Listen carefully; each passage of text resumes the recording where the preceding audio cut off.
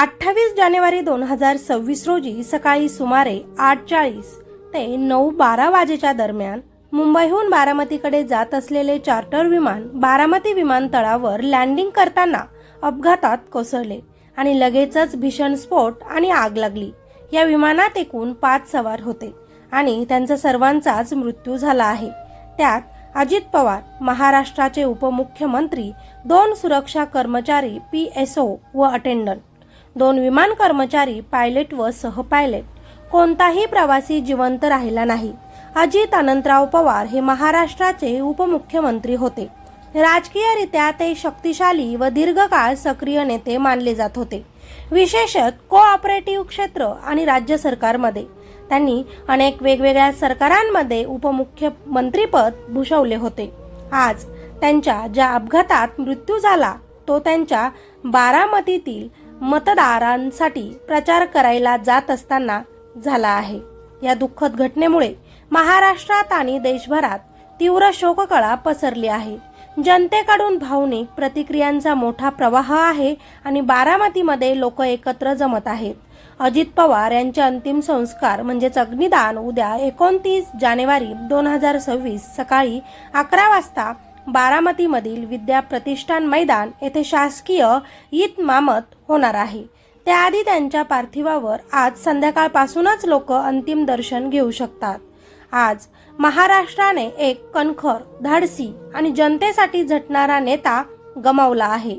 बारामतीपासून मुंबईपर्यंत सामान्य माणसाच्या प्रश्नांपासून राज्याच्या मोठ्या निर्णयांपर्यंत दादांची पावलं ही नेहमीच पुढेच होती। ते शब्द कमी आणि काम जास्त करणारे नेते होते। विरोध झालेला, टीका सहन केली, पण कधीही माघार त्यांनी घेतली नाही। आज दादा गेले, पण त्यांची आठवण, त्यांचं काम आणि त्यांनी निर्माण केलेला विश्वास कधीच लोकांच्या मनातून जाणार नाही। महाराष्ट्राच्या राजकारणात निर्माण झालेली ही पोकळी कधीही भरून न निघणारी आहे। ही कविता दादांसाठी। धुक्यातही ठसठसीत उभा, वादळांच्या वाऱ्यामध्ये सुद्धा न घाबरणारा, जिथे बरेच लोक थांबतात तिथे एक पाऊल पुढे नेणारा आणि कर्तव्याचं वजन मानावर उचलणारा माणूस म्हणजेच आपले अजितदादा। लोक म्हणाले कडक आहे, लोक हसली, त्यांना नावं ठेवली, पण तुमच्यासाठी लोकांचा न्याय, लोकांची गरज, लोकांच्या स्वप्नांची पूर्तता हेच सर्वस्व होते। शेतकरी, कामगार, सामान्य माणूस, त्यांच्या दुःखाला तुम्ही हळूवार स्पर्श दिला। त्यांच्या संकटांना हात देऊन तुम्ही सामोरे गेलात। त्यांच्या छोट्या छोट्या आनंदात तुमचं समाधान होतं। आरोप, टीका, विरोध सर्व काही येत राहिले माथी, पण तुम्ही मागे वळून मात्र कधी पाहिलं नाही।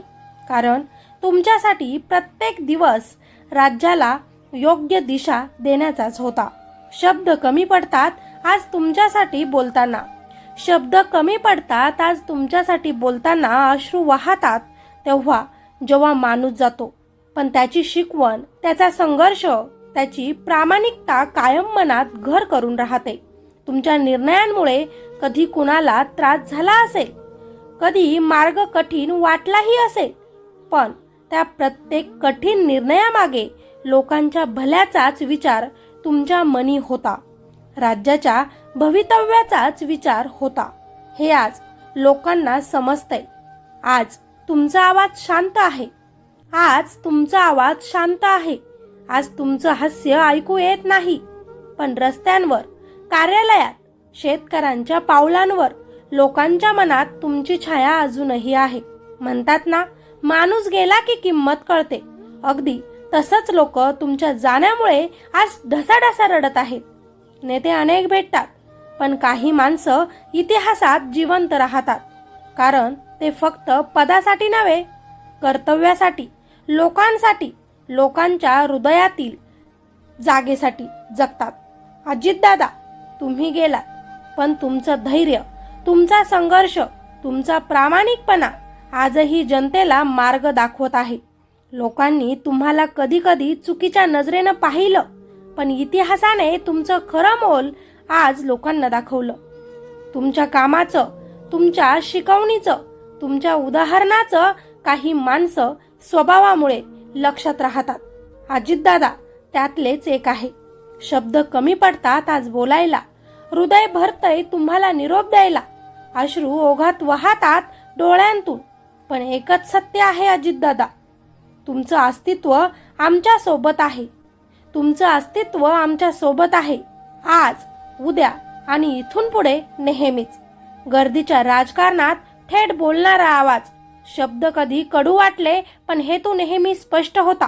पाठीवर टीकेचं ओझं, समोर जबाबदारीचा डोंगर, तरीही पाय रोवून उभा राहणारा, कामात कधीही डगमग न करणारा, भावनांपेक्षा निर्णय मोठे, लोकप्रियतेपेक्षा परिणाम महत्वाचा, अशा धैर्यशील, प्रामाणिक आणि समर्पित व्यक्तिमत्वाला आज मनपूर्वक श्रद्धांजली. दादा, तुम्ही सदैव सगळ्यांच्याच स्मरणात राहाल. भावपूर्ण श्रद्धांजली.